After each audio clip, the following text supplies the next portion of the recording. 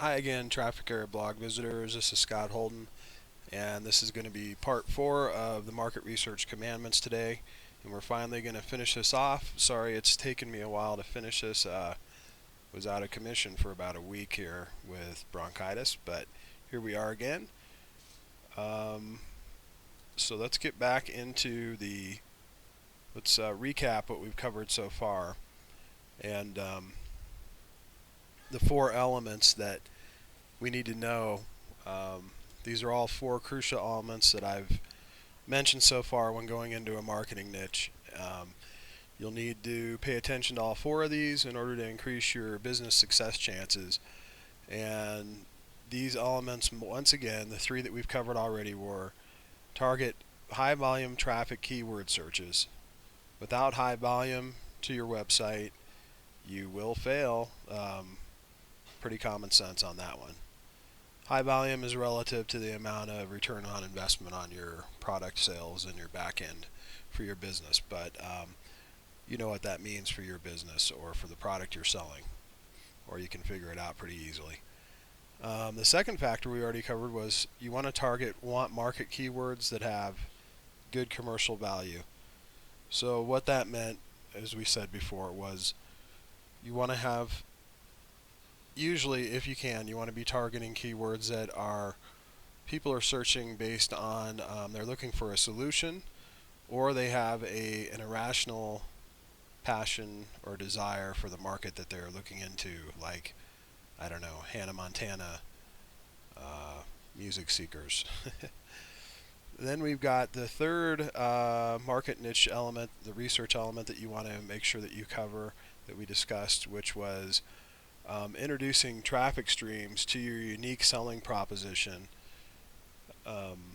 products and services. So what that meant, as I discussed, was that you basically want to start with a traffic stream if you don't already have a product or service, and take a look at the market based on that traffic stream, and then see how you can take the existing products and services that are available for that traffic stream and develop a USP around those products and services that match up with that traffic stream. That's the easiest way to do it, and it makes the most sense.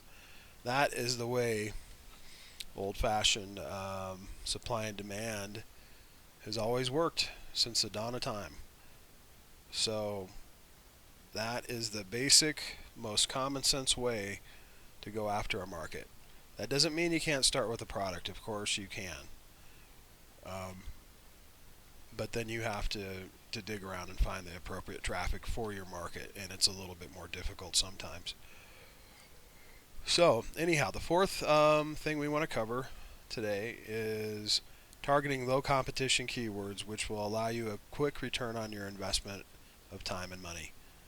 And so what that's really dealing with is simply don't go after high competition words that are going to take you a long time to rank for, because you're not going to make any money until you're ranking.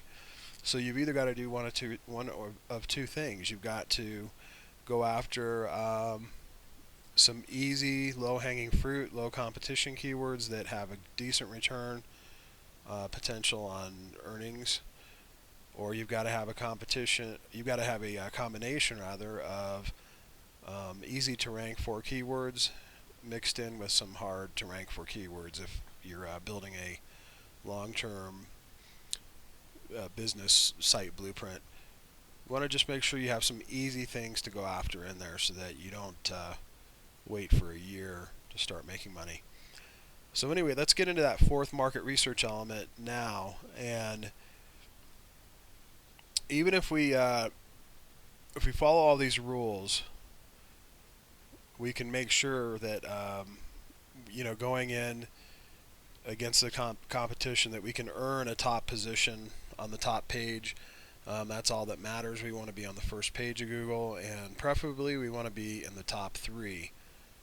We want to try and go for the #1 position, of course, but we want to be in the top 3. That's where the real traffic is at. So to be sure, we'll rank in the search engines for organic searches and paid traffic. This is based on Google's rules. which will also by default carry over to Bing and Yahoo. There's two things that we need to check. We must know the number of competing pages in the marketplace that we're going up against. So on Market Samurai, that would be the SEOC column, and I'll show you that in just a moment. So it's simply the number of competing pages that mention our keyword phrase. Market Samurai, the folks over there recommend 100,000 pages or less is a good competition size pool to look at. 100,000 or less pages with a keyword phrase in them that we're going after. And you want to check this for each keyword phrase that you're going after for your website, each of the major category homepage keyword phrases. Better, more ideal number is 30,000 or less, they say. Of course, keep in mind that those numbers mean nothing. What you're really looking at, so secondly here, is you need to know the strength of the top 10 competitor pages for your market keywords. That's really all that matters. So yeah, they've found statistically that with 100,000 or less pages, or even 30,000 or less pages, that they've had a much easier time statistically overall. There hasn't been as many good level competitors, but I don't know. I don't really think that means a whole lot of anything. I think you look at the top 10 competitors and base everything off of that, period. Every market is different. So yeah, they've probably seen that trend, but it doesn't mean anything until you have you just can't say that. You have to have a massive sample. Every market is different. So let's just say we need to look at the top 10 competitor pages, and what are the things that we need to know when looking at the top 10 competing pages for a keyword?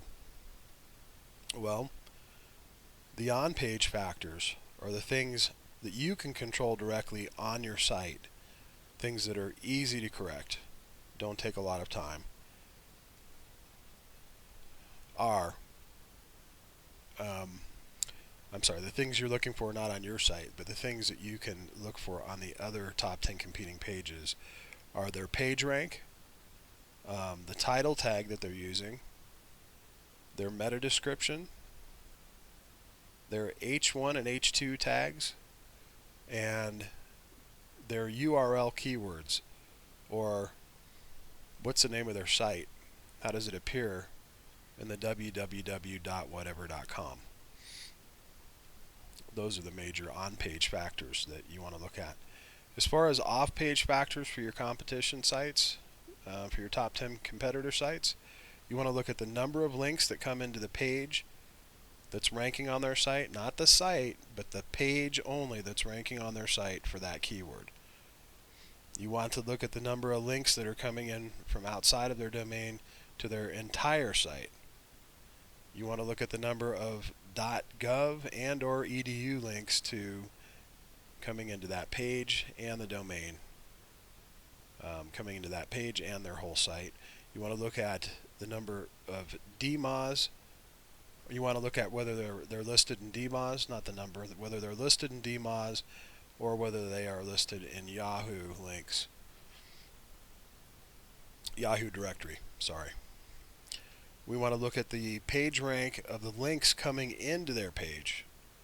So, how high is the page rank on the links that are coming into their page that is ranking? We want to look at the keyword anchor text of the links that are coming into their page. Why? Because that lends more strength and relevance to their page. If they have anchor text, which is the descriptor phrase of the link that comes in, and we'll get into that when we cover SEO, but for those of you who don't know what anchor text is. But if the links coming into their page are using words that are relevant directly to the page, then they have more value. And also, if they have more page rank, the links will have more value as well. There's other factors involved, but that's basically it. So there's really no guessing in how to get SEO rankings. For the most part, it's a science, especially when you have Market Samurai on hand. I mean, this tool, it makes things unbelievably simple. Yeah, there's a lot of other really good tools out there, but Market Samurai breaks things down quickly, and it gives you everything you need to know up to a certain level to make decisions. We'll continue in part 2 of this. Thanks for joining me.